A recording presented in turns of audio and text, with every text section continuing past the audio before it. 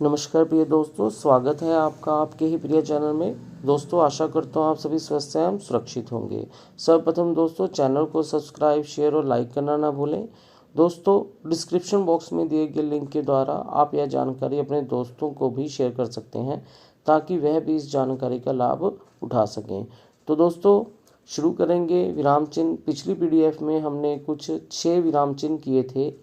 आशा है आप सभी को वो समझ आए होंगे। दोस्तों, विराम चिन्ह जिनके द्वारा आप अपनी बात को सामने वाले व्यक्ति को समझाने में सक्षम होते हैं, हम जानेंगे कि कहाँ पर किस विराम चिन्ह का प्रयोग किया जाना चाहिए। अगले विराम चिन्ह हम करेंगे। देखिए क्या है विराम चिन्ह। सबसे पहला जो है 6 के बाद 7वां कोष्टक चिन्ह साथ में दिए गए हैं। कोष्टक चिन्ह का प्रयोग अर्थ को और अधिक स्पष्ट करने के लिए शब्द अथवा वाक्यांश को कोष्टक के अंदर लिखकर किया जाता है। देखिए, जैसे विश्वामित्र क्रोध में कांपते हुए, अब ये इसे हमने कोष्टक में रख दिया है। ठहर जा। दूसरा उदाहरण देखिए, धर्मराज युधिष्ठिर, बता दिया धर्मराज यानी युधिष्ठिर की बात हो रही है, सत्य और धर्म के संरक्षक थे। अगला देखिए क्या है, योजक चिन्ह। योजक चिन्ह का प्रयोग समस्त पदों के मध्य में किया जाता है, जैसे सुख दुख, लाभ हानि, दिन रात, यश अपयश, तन मन धन। अगली उदाहरण में देखिए, देश के दीवानों ने तन मन धन से देश की रक्षा के लिए अपने प्राण दिए। अगला देखिए क्या है चिन्ह, अवतरण चिन्ह या उद्धरण चिन्ह भी कह देते हैं। किसी की कही हुई बात को उसी तरह प्रकट करने के लिए अवतरण चिन्ह का प्रयोग किया जाता है, जैसे तुलसीदास ने सत्य कहा है, प्राधीन सपनेहु सुख नाही। जयशंकर प्रसाद ने कहा है, जीवन विश्व की संपत्ति है। राम ने कहा, सत्य बोलना सबसे बड़ा धर्म है। आगे देखिए, जो 10वां चिन्ह है वो है लाघव चिन्ह। किसी बड़े तथा प्रसिद्ध शब्द को संक्षेप में लिखने के लिए इस शब्द का पहला अक्षर लिखकर उसके आगे शून्य लगा देते हैं। यह शून्य ही लाघव चिन्ह कहलाता है। अब देखिए उदाहरण, जैसे डॉक्टर के लिए डॉक्टर, पंडित के लिए पंडित, पीछे हम लाघव चिन्ह लगा रहे हैं। इंजीनियर के लिए इंजीनियर लिख के पीछे लाघव चिन्ह। उत्तर प्रदेश के लिए छोटा ऊ फिर प्र लिख के वहाँ पर लाघव चिन्ह लगा देते हैं। अगला देखिए चिन्ह कौन सा है, आदेश चिन्ह या उसे विवरण चिन्ह भी कह देते हैं। विवरण चिन्ह का प्रयोग वाक्यांश के विषयों में कुछ सूचक निर्देश आदि देने के लिए किया जाता है, जैसे आम के निम्नलिखित फायदे हैं। संख्या के 3 मुख्य भेद होते हैं। इन चिन्हों का आप देखिए जानकारी प्राप्त कर रहे हैं। वचन के 2 भेद हैं। ठीक है जी। अगला देखिए क्या है, रेखांकन चिन्ह। किसी भी वाक्य में महत्वपूर्ण शब्द पद वाक्य को रेखांकित करने के लिए रेखांकन चिन्ह का प्रयोग किया जाता है, जैसे हरियाणा और उत्तर प्रदेश को यमुना नदी पृथक करती है। दूसरी उदाहरण में देखिए, गोदान उपन्यास प्रेमचंद द्वारा लिखित सर्वश्रेष्ठ कृति है। कृष्ण ने बरगद के पेड़ के नीचे उपदेश दिया।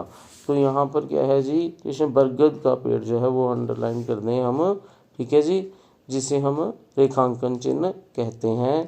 ठीक है जी। आगे देखिए अगला चिन्ह कौन सा है जी, लोप चिन्ह। लोप चिन्ह या पदलोप चिन्ह भी कह देते हैं। जब वाक्य या अनुच्छेद में कुछ अंश छोड़कर लिखना हो तो लोप चिन्ह का प्रयोग किया जाता है, जैसे राम ने मोहन को गाली दी। यहाँ देखिए बिंदु लगा दिए गए हैं, इन्हें कहते हैं हम लोप चिन्ह। मैं सामान उठा दूंगा पर, ठीक है जी, बात यानी अभी पूरी नहीं हुई तो यहाँ पर ये लोप चिन्ह लगा दिए जाते हैं। मैं घर अवश्य चलूँगा, लोप चिन्ह लगाकर पर तुम्हारे साथ। अगला देखिए क्या है, पुनरुक्ति सूचक चिन्ह। पुनरुक्ति सूचक चिन्ह का प्रयोग ऊपर लिखे किसी वाक्य के अंश को दोबारा लिखने से बचने के लिए किया जाता है, जैसे रमेश कक्षा 10 में पढ़ता है।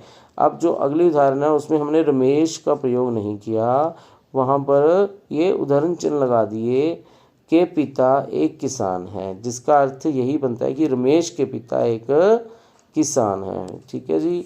आगे देखिए पुनरुक्ति सूचक चिन्ह जो है उसके द्वारा हम जान लेते हैं कि यहाँ पर बात रमेश की ही हो रही है। आगे देखिए 15वां क्या है, विस्मरण चिन्ह या त्रुटिपूर्वक चिन्ह। विस्मरण चिन्ह का प्रयोग लिखते समय किसी शब्द को भूल जाने पर किया जाता है, जैसे राम के बाद यहाँ पर ऊपर विस्मरण चिन्ह लगा दिया जाएगा। हम ये भी कह सकते हैं राम मोहन के साथ जाएगा। शाम में रहते थे, शाम अपने घर में या उस मोहल्ले में रहते थे। ठीक है जी। तो यहाँ पर हमने ये चिन्ह लगा दिया जो विस्मरण यानी कि हम जो भूल गए हैं। ठीक है जी। विस्मरण चिन्ह या त्रुटिपूर्वक चिन्ह जिसे कहते हैं। आगे देखिए राम बहुत डैश लड़का है। यहाँ पर ये जो विस्मरण चिन्ह लगाया कि राम बहुत अच्छा लड़का है, यहाँ ऊपर हम विस्मरण चिन्ह लगाकर ऊपर लिख सकते हैं अच्छा।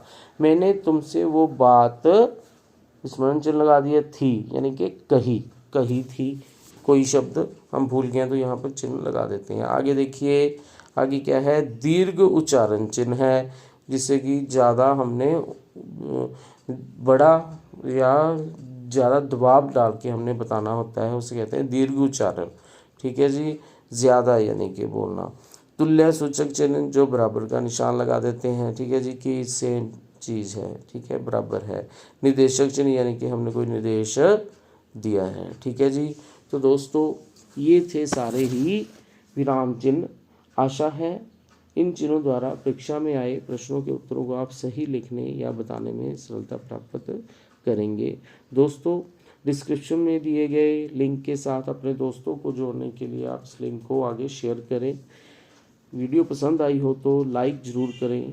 ठीक है जी। चैनल को सब्सक्राइब ज़रूर करें ताकि आपको नई नोटिफिकेशंस समय समय पर उपलब्ध होती रहें। धन्यवाद।